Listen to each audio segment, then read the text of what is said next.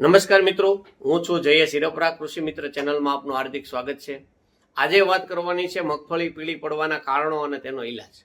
હવે આમ જોઈએ તો કે મગફળી પીળી પડવાના 4-5 કારણો છે. એમાં મુખ્યત્વે 80 થી 90% જવાબદાર કારણ હોય તો એ લોહ તત્વ એટલે કે ફેરસની ઉણપનું કારણ.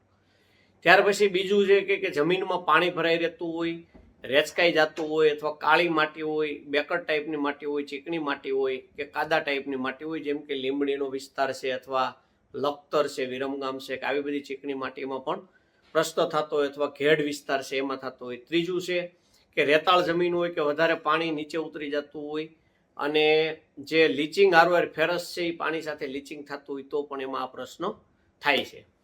ત્યાર પછી આપણે લેવલ જ્યારે જમીનનું કરેલું હોય છે કે જે એક જગ્યાએથી માટી ઢળીને બીજી જગ્યાએ નાખ્યું હોય અને એમાં વાવેતર કરીએ તો એમાં કોઈ પણ પ્રકારના મિનરલ્સ કે તત્વ કાંઈ હોતું નથી, એમાં પણ એક પીળી પડવાનો પ્રશ્ન રહે છે.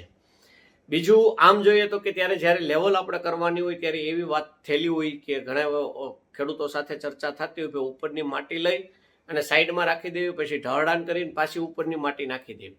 બીજો એ પણ વિકલ્પ છે કે જો નદી કે ડેમ કે એવું કંઈ આવતું હોય તો એનો કાપ છે એ પણ આપણે નાખી શકીએ છીએ. કાપની ફળદ્રુપતા વધારવા માટે છાણિયું ખાતર છે, કાપ છે અથવા કોઈ પણ રાસાયણિક ખાતર, આ બધું મિક્સ કરીએ ત્યારે 2-3 વર્ષે એ જમીન સુધરતી હોય છે. હવે મહત્વનું એ છે કે જ્યારે મગફળીની અંદર કે સતત વરસાદ રહેતો હોય અને જ્યારે ફેરસ તત્વ જે છે એ ફેરસ સલ્ફેટ રૂપમાં જે જમીનમાં હોય છે, FeSO4 એટલે ફેરસ 2+ આયનમાં હોય છે, એ જ્યારે વધારે પડતું ભેજ પાણી હોય, હવાની અવરજવર થતી નથી, ત્યારે ફેરસ ઓક્સાઇડ સ્વરૂપમાં રૂપાંતર થઈ જાય છે અને Fe3+ આયન બની જાય છે કે જે છોડ લઈ નથી શકતો, એટલે એનાથી મગફળી છે એ પીળી પડે છે. હવે જ્યારે વરાપ થાય છે, આપણે આંતરખેડ કરીએ છીએ કે હાથી હાલે છે, ત્યારે ઓટોમેટિકલી જે ફેરસ ઓક્સાઇડમાંથી ફેરસ સલ્ફેટમાં રૂપાંતર થાય છે અને મગફળી પીળી પડી જતી હોય છે. પણ ઘણી વખત એવું થાય છે કે આપણે એમાં ફેરસ સલ્ફેટ કે હીરાકસી અને લીંબુના ફૂલની ભલામણ હોય છે કે પંપે 15 લીટર પાણીમાં 100 ગ્રામ હીરાકસી અને 10 ગ્રામ લીંબુના ફૂલનો છંટકાવ કરવો અને સાથે એકાદી કોઈ પણ એમિનો એસિડ વાળી પ્રોડક્ટ PGR રાખવાનું કે જેનાથી થોડીક રિકવરી જલ્દી આવે. તો ફેરસ સલ્ફેટ, લીંબુના ફૂલ આ છંટકાવ કરેલો હોય ત્યારે આપણને 2-3 દિવસમાં એની રિકવરી મળે છે. પણ પાછળથી જ્યારે પાછો વરસાદ થાય છે ત્યારે પાછી એમાં પીળી પડવાના પ્રશ્ન થાય છે. એટલે જે મગફળી હેમર વાવવામાં આવે છે કે જે 39 નંબર છે, 37 નંબર છે કે જેમાં આંતરખેડ થઈ નથી શકતી, એ મગફળી પીળી પડવાના પ્રોબ્લેમ વધારે થાય છે. જે મગફળી 20 નંબર, 22 નંબર, 28 નંબર, ગિરનાર 4, આ મગફળી જે આપણે 20, 24, 28, 30ની જાળીએ જે વાવેતર કરીએ છીએ એમાં પીળી પડવાના પ્રશ્ન ઓછા રહે છે. એટલે બને ત્યાં સુધી મગફળી જે આપણે પાટલીએ વાવી અથવા 20, 22, 24 કે જે આપણે અનુકૂળ હોય એ અંતરે વાવી, પણ હેમર જે આપણે 9 ઇંચના ગાળે વાવી છે ને આંતરખેડ નથી થતું, તેમાં પ્રશ્ન પીળી પડવાના થાય છે. પીળી પડ્યા પછી કાળી થવામાં જલ્દી પરિણામ આપણને મળતું નથી. એટલે મહત્વનું પહેલું તો આંતરખેડ છે. આંતરખેડ કરવામાં આવે એટલે એમાં રિકવરી જલ્દી આવે. હવે માર્કેટમાં આમાં 2-3 વસ્તુ અલગ અલગ વપરાય છે કે જેમાં હીરાકસી કીધું એટલે કે ફેરસ સલ્ફેટ જે આવે છે, 19% ફેરસ અને 12% સલ્ફર વાળો ગ્રેડ જે સર્વસામાન્ય છે, સર્વ રીતે એ વપરાય છે. ત્યાર પછી જોઈએ તો કે ferrous ammonium nitrate. Ferrous ammonium nitrate જે છે એ પણ આપણે ઘણા બધા વિસ્તારમાં અમુક કંપનીઓ વેચે છે, પણ આ FCOમાં ગ્રેડ ના હોવાથી લાંબુ એનું ડેવલપમેન્ટ નથી. ત્યાર પછી જોઈએ તો કે ફેરસ મેગ્નેશિયમ સલ્ફેટ કે ફેરસ 12%, મેગ્નેશિયમ 4% અને સલ્ફર 12%. આ પણ FCOમાં એપ્રુવ નથી, એટલે આ ગ્રેડ પણ અમુક 2-4 કંપનીઓ વેચે છે. વ્યાપક આનું પણ માર્કેટ નથી. ત્યાર પછી જોઈએ તો કે ચિલેટેડ ફેરસ 12%, આ FCO માન્ય ગ્રેડ છે, એટલે કે Fe12% જે છે એનો આપણે ઉપયોગ પંપે 15-20 ગ્રામ સુધીનો આપણે કરીએ અને સાથે સાઇટ્રિક એસિડ અથવા લીંબુ 2 નીચવી નાખી તો એના પરિણામ પણ સારા મળે.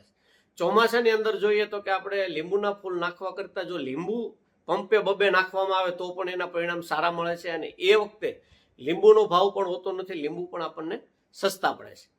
જો બીજું જોઈએ તો કે આમાં ફેરસ મેગ્નેશિયમ સલ્ફેટ એટલે કે લક્સ FMS પંપે 100 ગ્રામ રાખી અને એની સાથે એક વર્ધક PGR કે જે લેન્ટેના છે એ પંપે 30-35 ml નાખી અને છંટકાવ કરવામાં આવે તો મગફળી જે પીળી પડી હોય એમાં સારા એવા પરિણામ મળેલા છે, સારો એવો ફાયદો થાય છે. અને બીજી વખત આનું રિઝલ્ટ જ્યારે હીરાકસી કરતાં થોડુંક મોડું મળે છે, પણ એકવાર પીળી પડી ગયા, પીળીમાંથી લીલી થઈ ગયા પછી બીજી વાર એમાં જલ્દી પીળી પડતી નથી. તો લક્સ એફએમએસ પંપે 100 ગ્રામ અને લેન્ટેના 30 થી 35 મિલી આ બે મિક્સ છંટકાવ કરવામાં આવે તો પણ પરિણામ સારું મળે. એની સાથે ત્રીજું જેમ કીધું એમ 10 ગ્રામ લીંબુના ફૂલ અથવા 2 લીંબુ જે આખા છે એ પંપે નીચવવામાં આવે તો પણ એમાં પરિણામ સારું મળે છે, રિકવરી ઝડપી થાય છે અને એકવાર પીળામાંથી કાળી થયા પછી જલ્દી એમાં પીળી પડતી નથી. બીજું, સામાન્ય રીતે પીળી હોય અને આ વસ્તુ જ્યારે છંટકાવ કરવાની થાય ત્યારે આની સાથે કોઈ પણ જંતુનાશક કે ફૂગનાશક છાંટવાની થતી નથી. આ બને ત્યાં સુધી આ એકલું જ છાંટવાનું છે. જો કોઈ પણ ફૂગનાશક કે જંતુનાશક છાંટવાની હોય તો ચિલેટેડ ફેરસ 12% જે આવે છે એનો આપણે કોઈ પણ જંતુનાશક કે ફૂગનાશક સાથે ઉપયોગ કરી શકીએ. બીજું, માપે પીળી હોય, ઓછી પીળી હોય અને તો આપણે વાપરવું હોય તો કે એમાં માઇક્રોન્યુટ્રન્ટ જે કાંઈ છે ઝીંક, ફેરસ, કોપર, બોરોન, મેંગેનીઝ વાળું કે જેમાં લિટમેક્સ પ્લસ છે એ પંપે 30 ગ્રામ અથવા ન્યુટ્રીડેસ છે એ પંપે 20 ગ્રામ રાખી અને છંટકાવ કરવામાં આવે તો માપે પીળી હોય તો એમાં રિઝલ્ટ પણ મળે છે. અને એની સાથે બીજી જંતુનાશક હોય કે ઈયળનાશક હોય કે ફૂગનાશક હોય એનો આપણે ઉપયોગ કરી શકીએ છીએ. તો આવી રીતે મગફળી પીળી પડતા હોય એના ઘણા બધા વિકલ્પો છે. કેટલી તીવ્રતામાં પીળી પડે છે, કેવી જમીન છે એના આધારે આપણે એનો ઈલાજ કરવો જોઈએ. બીજું કે આપણે એકલું છાંટવું છે કે કાંઈ બીજું ભેગું છાંટી દેવું છે એના આધારે પણ આપણે ડોઝ અથવા એનું ફોર્મ્યુલેશન છે એ આપણે બદલવું પડે છે. તો આવી રીતે વિશેષ માહિતી જોતી હોય તો આ ડિસ્પ્લે ઉપર જે નંબર આપવામાં આવ્યો છે એની ઉપર ફોન કરી અથવા વોટ્સએપ કરી વિશેષ માહિતી તમે લઈ શકો છો. જો આ વિડીયો સારો લાગ્યો હોય તો અન્ય ગ્રુપમાં શેર કરો અને અમારી ચેનલ સાથે જોડાયેલા રહો. નમસ્કાર.